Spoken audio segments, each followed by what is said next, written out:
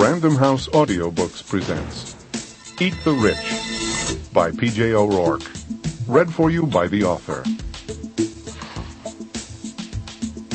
Eat the Rich. I had one fundamental question about economics.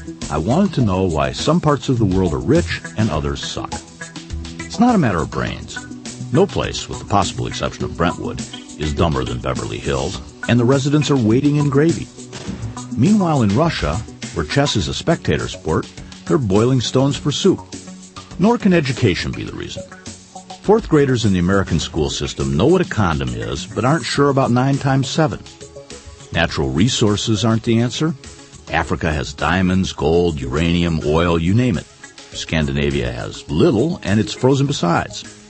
Maybe culture is the key. But wealthy regions, such as the local mall, are famous for lacking it. Perhaps the good life's secret lies in civilization. The Chinese had an ancient and sophisticated civilization when my relatives were hunkering naked in trees. Admittedly, that was last week, but they've been drinking. In 1000 BC, when Europeans were barely using metal to hit each other over the head, the Chinese were casting ornate wine vessels big enough to take a bath in, something else no contemporary European had done. Yet today, China stinks. Government does not cause affluence. Citizens of totalitarian countries have plenty of government and nothing of anything else. And absence of government doesn't work either. For 1 million years, mankind had no government at all, and everybody's relatives were naked in trees. Plain hard work is not the source of plenty. The poorer people are, the plainer and harder is the work that they do. The better off play golf. And technology provides no guarantee of creature comforts. The most wretched locales in the world are well supplied with complex and up-to-date technology in the form of weapons. I didn't see an obvious answer to my question. Why are some places wealthy and other places poor? It occurred to me at last that this might have something to do with money. But I didn't know anything about money. I didn't know anything about money as a practical matter. Did I have enough of it to make the mortgage payment? And I didn't know anything about money in the broader, more abstract sense. I certainly didn't know anything about economic theory, and I wasn't alone in this. I couldn't answer the central question of this discussion because I was an economic idiot.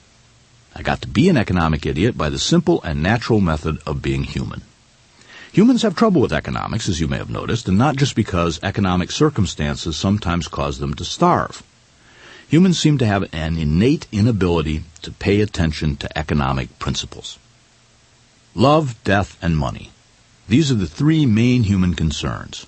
We're all keen students of love. We are fascinated by every aspect of the matter, in theory and in practice, from precise biological observations of thrusting this and gaping that, to ethereal sentimentalities marketed in miles of aisles at Hallmark stores. No variety of love is too trivial for exegesis. No aspect of love is so ridiculous that it hasn't been exhaustively reviewed by the great thinkers, the great artists, the great hosts of daytime talk shows. As for death, such is the public appetite for investigation of the subject, that the highest-rated television program in America is about an emergency room. The dullest mind can reason extensively about what causes kicking the bucket. The most hard-headed and unspeculative of persons has his notions of eschatology. Dying sparks our intellectual curiosity. But money does not. All we care about is the thing itself, preferably in large amounts. We care a very great deal about that, but here our brain work stops. We don't seem to mind where our money comes from, and in an affluent society we don't even seem to mind where our money goes. As for larger questions about money, we shrug our shoulders and say, I wish I had more. Why is it that we are earnest scholars of amorousness and necrosis, but we turn as vague and fidgety as a study hall in June when the topic is economics? I have several hypotheses, none of them very good. Love and death are limited and personal. Even when free love was in vogue, only a certain number of people would allow us to practice that freedom upon them. A pious man in the throes of Christian agape may love every creature in the world, but he's unlikely to meet them all. And death is as finite as it gets. It has closure. Economics happens a lot more often, and it involves multitudes of people and uncountable goods and services. Economics is just too complicated. It makes our heads ache. So when anything economic goes awry, we respond in a limited and personal way.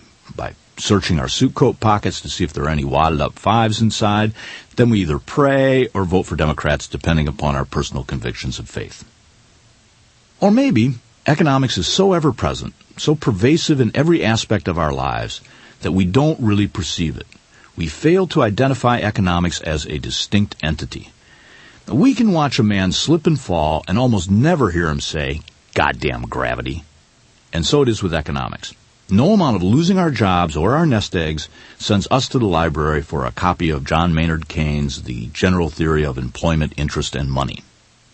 Constant money worries have a bad effect on human psychology. I'd argue there's more unbalanced thinking about finance than about anything else. Death and sex may be the mainstays of psychoanalysis, but note that very few shrinks ask to be paid in murders or marriages. People will do some odd things for political or religious reasons, but that's nothing compared to what people will do for a buck. And if you consider how people spend their dough, insane hardly covers it. Our reactions to cash are nutty even when the cash is half a world away and belongs to perfect strangers. We don't ridicule people for dying, or in our hearts despise them for fooling around. But let a man get rich, especially if it happens quickly and we don't understand how he did it, and we can work ourselves into a fit of psychotic rage. We aren't rational and intelligent about economics because thinking about money has driven us crazy. I'm as much of a mooncalf as anyone. I certainly had no interest in economics as a kid, as kids don't. Children, lucky children at least, live in that ideal state postulated by Marx where the rule is, from each according to his abilities to each according to his needs. Gulags equal getting grounded, Dad in high dudgeon is confused with Joseph Stalin, and then we wonder why so many young people are leftists. I had no interest in economics at college either. I belonged to that great tradition of academic bohemia, which stretches from the 15th century riots of François Villon to the fish tours of the present day. For university hipsters, there is nothing more pathetic than taking business courses. My friends and I were above that. In our classes, we studied literature and unglazed pottery. We were seeking, questing, growing. Specifically, we were growing sideburns and leg hair, according to gender. It did not occur to us that the frat-pack dolts and the tridelt tweedies hurrying to get to Econ 101 on time in their square fashion were the real intellectuals. We never realized that grappling with the concept of aggregate supply and demand was more challenging than writing a paper about the effects of cool jazz on the poetry of Edgar Allan Poe. If the rah-rah Bobs and pin-me Sallys had been taking love or death courses, we would have been right there with them. But money was a different matter. We weren't interested in money. Actually, what we weren't interested in was work. And of course, we were interested in money. I remember we'd get excited whenever we had any. It's just that we were determined not to earn it. We would never go in search of money.